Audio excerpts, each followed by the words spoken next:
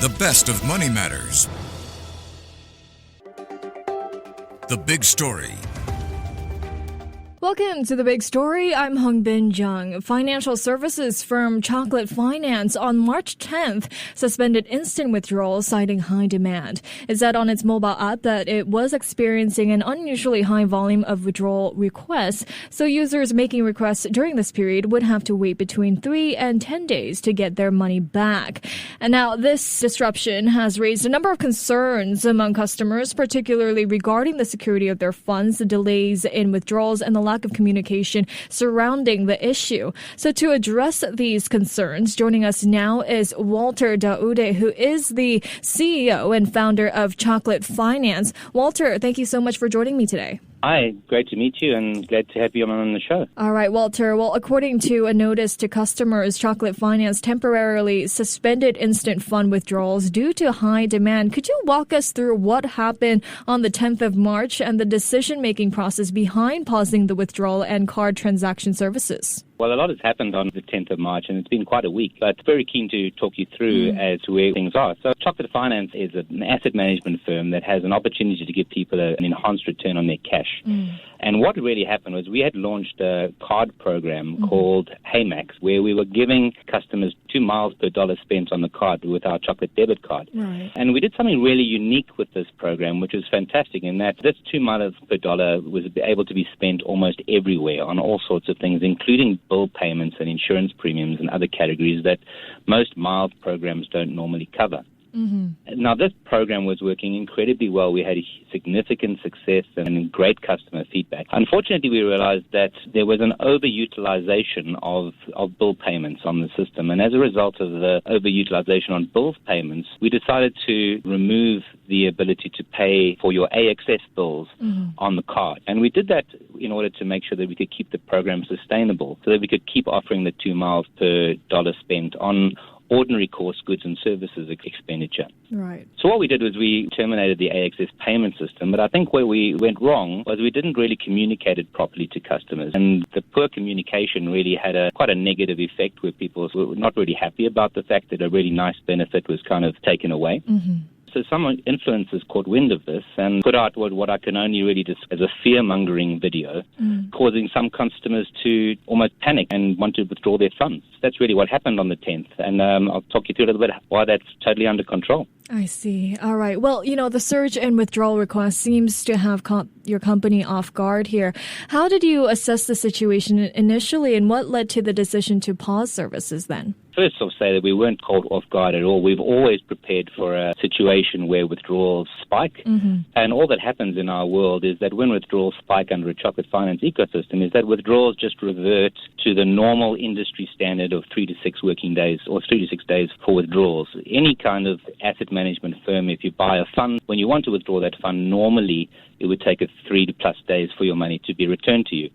Now, first off is to explain where Chocolate's benefit was in the first place. What Chocolate had done is, instead of just having the normal 3 to 5 days for fund withdrawals, we put in place what we call the liquidity program, right, which the benefit that we offered customers was, if you wanted to withdraw, we fronted the payment of the settlement of the fund so that you get your money a little bit earlier, and then we got the money back from the fund manager, right? So all that happens now is that because there's a slightly increased withdrawal request, we've just said, okay, well, we can't do the instant liquidity anymore. We're just going to follow the ordinary course asset management withdrawal process, which everybody should be used to in the market. I guess, though, that because our usual practice had been to offer this liquidity up front, the fact that we just reverted now to the ordinary industry standard approach of fund settlement also, led for further concern with customers, but that's where we are. I see. Well, you mentioned that this disruption is not due to a liquidity issue, but why can't customers see instant withdrawals anymore? Well, I think the fundamental principle here is Chocolate's money, or customers' monies, are invested in third-party funds. So we use managers like Dimensional, UOB, Fullerton, and others, where those funds generate the returns that customers receive, right? Now, those funds normally take 3 to 6 days to settle. And now all that happens is that we've said, okay, we're no longer going to provide the liquidity up front so that we can basically pre-pay you your withdrawals from our account. We're just going to have you let customers withdraw in the ordinary course way and receive their money when the money comes out of the fund. Remember that this is not a liquidity event because the funds are stored in third-party funds which are separately custodized, separately ring-fenced, like any other managed funds. It's as if the customer was investing directly in a Fullerton or other fund, and withdrawals now just take place in the ordinary course. Unfortunately, the hype that's come up over the last couple of weeks has led to a poorer understanding of the mechanics of these, and so now we're just taking steps to advise customers that everything is fine, safe, and withdrawals will be just made in the ordinary process, and there is no liquidity issue. I see. Well, then, are the funds of your customers safe and secure despite the service disruption? How can you reassure your customers about the security and the safety of their funds during this time? Oh, absolutely. Remember, as a Chocolate Finance is an asset management company, we never actually hold or touch a customer's money. Customers' monies are actually separately custodized, separately ring-fenced, and allocated to the customer at an individual customer level. So when a customer wants to withdraw, we initiate the withdrawal request with the underlying fund manager, and the money comes back and gets paid in accordance with the withdrawal request. So customers' money are absolutely safe, absolutely ordinary. It is as if you've invested directly in a Fullerton or a Dimensional or other kind of fund, which underlines the chocolate structure. I see. Well, an update has been given to customers that mentioned that withdrawals will take 3 to 6 business days to settle, as you mentioned earlier, and chocolate card transactions are also paused until further notice. So, Walter, how long will it take before you revert back to Chocolate Finance's offering of instant withdrawals through your unique liquidity program? And when can we also expect the resumption of the chocolate card transactions? So I can't commit to a timeline yet. We just got to see how the market is accepting the safety and security. And I think once the current withdrawal process that a couple of customers have seen or have experienced, once that money lands safely in their accounts on Thursday or so when it comes, then they'll realize that actually it is all safe as houses and that the money is going through an ordinary course. And once that stability returns to the ecosystem, then we can consider turning these things back on again. I see. I'm sure you're getting a lot of questions at the moment as well from your customers. How are you addressing customer concerns at the moment? So we are continuing to talk to customers all the time. So, customer feedback via customer services. We are addressing customers through, mails and other platforms just to keep everybody understanding of, their fund. And then also talking through the social media and other platforms to make sure that the community as a whole is happy to, has no fear around the mechanics of how our business operates. And there's a lot of education that has to happen here as well. A lot of the confusion also was that customers had because Chocolate as an asset management company, having the liquidity in place was kind of, many customers thought we were a bank, but actually we're an asset management company, right? And so when an asset management company acts like an asset management company and not a bank, then people are going to get a little bit confused. So a lot of the work we're doing now in calming customers is just to reiterate that we are an asset management company and that their money is safe and that will just flow in the ordinary course of asset management activity until such time as stability returns to customer behavior. Right. Well, thank you so much for, addressing some of the concerns here. But I also want to take a look ahead with Chocolate Finance. I mean, what measures is Chocolate Finance implementing to prevent such disruptions in the future, especially in terms of customer communications and operational stability? So we constantly talk to our customers in many different ways.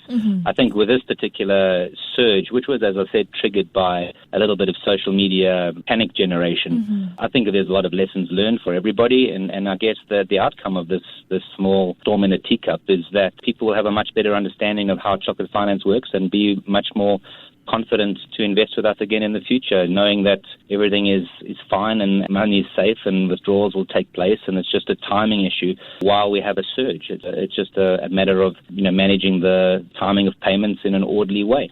Secondly, as we've done to deliver chocolate debit cards, we fully intend to continue on with our Max Miles, 2 miles per dollar program, and we'll do that as soon as the situation normalizes.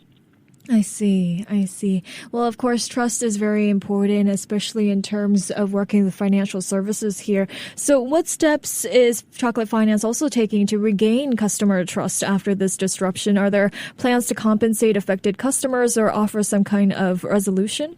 We recognize completely that customer trust is not easy to hold, and we acknowledge that sometimes the confusion that we've had and has led to kind of a difficulty for us to regain trust. But I'm very sure that as soon as customers see their money safely returned, as the ordinary course unfolds, that trust will grow again. Mm-hmm. Now, there's a lot of responsibility that comes with running a fintech business, and I've been doing this over 2 decades, and I recognize that we owe our customers peace of mind and clarity when incidents like this happen. But, to the point, nobody will lose any money. The money is safe. It will all be returned, just a slightly different timing from what people were previously expecting. So there's nothing to compensate because people haven't lost any money. I see. Well, Walter, what key lessons also has Chocolate Finance learned from this incident, and how will these lessons kind of shape your strategy moving forward? Well, Chocolate is a fintech, and our whole reason for living is to try and give people a better return on their cash. And we have delivered that consistently since we started. Chocolate Finance offers a 3.3% return on customers' cash, and we'll continue to be able to deliver that. And we've been doing that for a long time, and we will continue to be able to do that. I think our lessons learned really was that we needed to educate customers a little bit more about how Chocolate Finance actually works technically, because we're a fintech company, we're not a bank, and sometimes that has led to a little bit of confusion. So I think a little bit more customer education will lead to better understanding, which can avoid these kinds of misunderstandings happening in the future.